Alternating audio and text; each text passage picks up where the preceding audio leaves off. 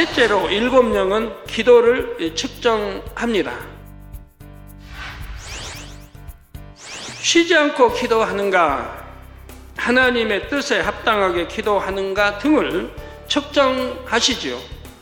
기도는 무조건 많은 시간 한다고 해서 다 합격하는 것이 아닙니다. 짧은 시간 기도해도 하나님의 마음에 합한 기도를 해야 하지요.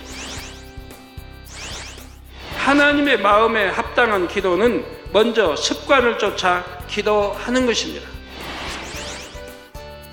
먼저 습관을 쫓아 기도하는 것입니다. 쉬지 말고 기도하라 하신 말씀처럼 매일 습관을 쫓아 꾸준하게 해야 하지요. 이렇게 항상 기도하는 사람이라야 영적으로 깨어 있을 수 있습니다. 영적으로 깨어 있으면 어떤 시험에도 들지 않게 됩니다. 설령 어떤 시험이 왔다 해도 신속하게 통과할 수가 있지요. 우리가 기도를 하면 그 기도는 저축처럼 천국에 쌓입니다. 여러분이 은행에 저금을 해 놓으면 필요할 때 꺼내 쓸 수 있는 것과 같지요. 자, 그러므로 항상 습관을 쫓아서 쉬지 말고 기도해야 합니다. 다음으로 무릎을 꿇고 기도해야 합니다. 성경상의 선지자들은 물론 예수님께서도 무릎을 꿇고 기도하셨지요. 전지전능하신 아버지 하나님 앞에 사람의 힘으로 할 수 없는 것을 구한다면 겸비하게 무릎을 꿇는 것이 당연합니다. 물론 무릎을 꿇을 수 없는 환경이 있을 수 있지요.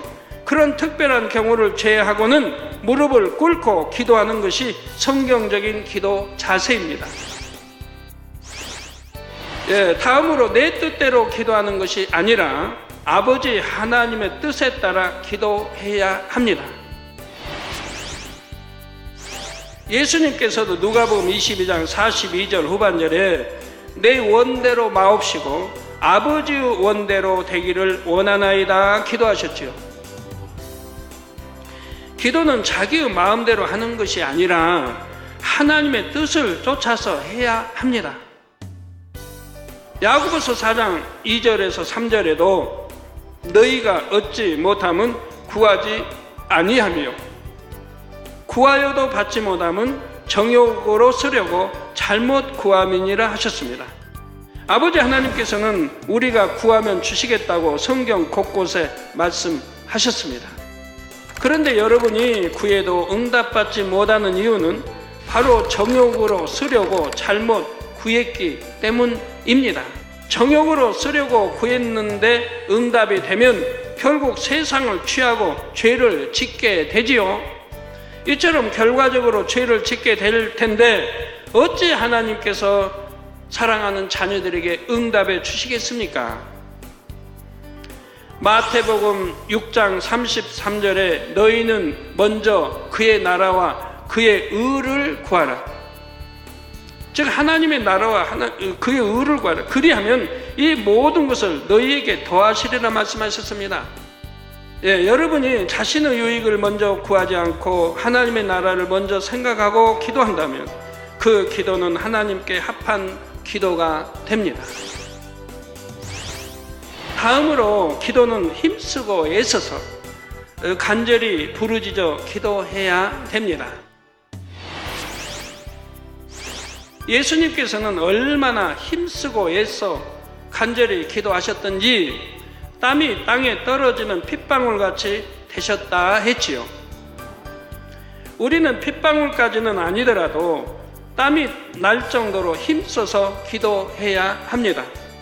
창세기 3장 19절 전반절에 하나님께서는 아담에게 내가 얼굴에 땀이 흘러야 식물을 먹고 라고 말씀하셨습니다.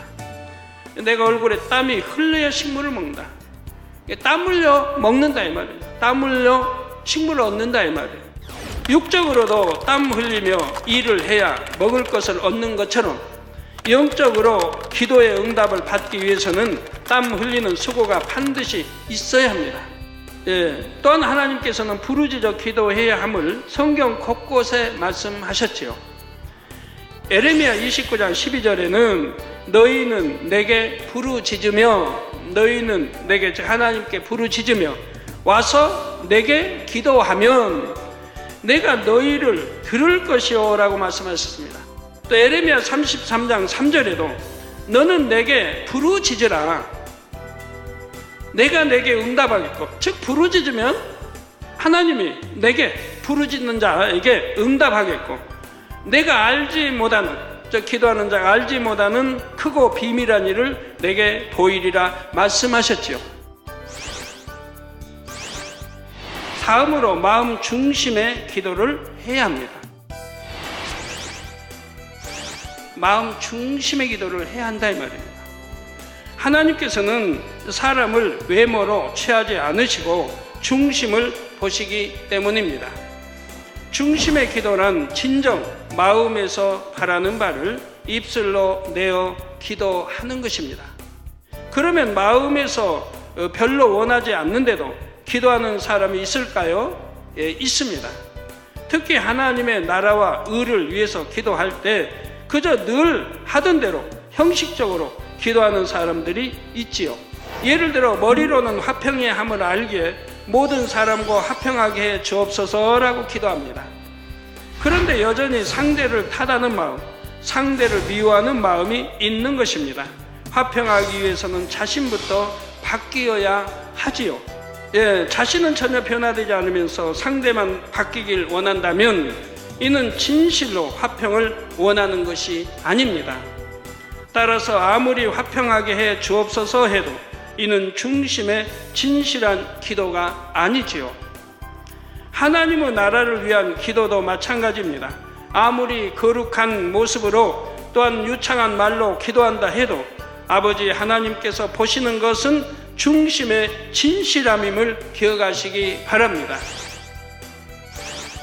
이와 같은 맥락으로 마지막으로 기도는 반드시 믿음과 사랑으로 해야 합니다.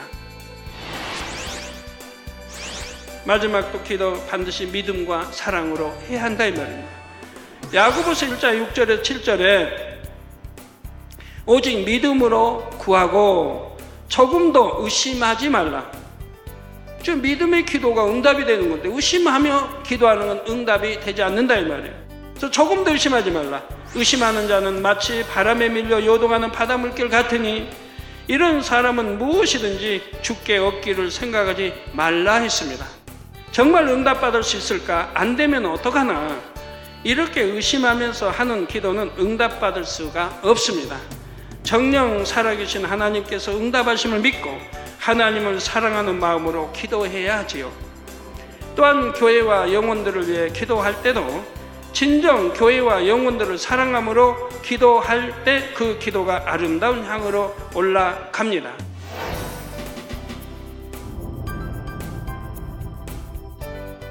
믿음과 사랑이 없이 드리는 기도는 하나님께서 흠양하실 만한 향이 되지 않지요. 그러므로 짧은 시간을 기도한다 해도 반드시 믿음과 사랑으로 기도하시기를 바랍니다. 지금까지 7명이 기도를 측정할 때 무엇을 살피는지를 말씀드렸습니다. 기도 한 가지를 측정함에 있어서도 여러 가지를 두루 살피지요. 단순한 기도를 하는가만 하는가 안 하는가, 몇 시간을 기도하는가만 살피지 않습니다. 하나님의 말씀을 기준으로 기도의 자세부터 마음 중심에 이르기까지 모든 면을 두루 정확하게 측정하십니다.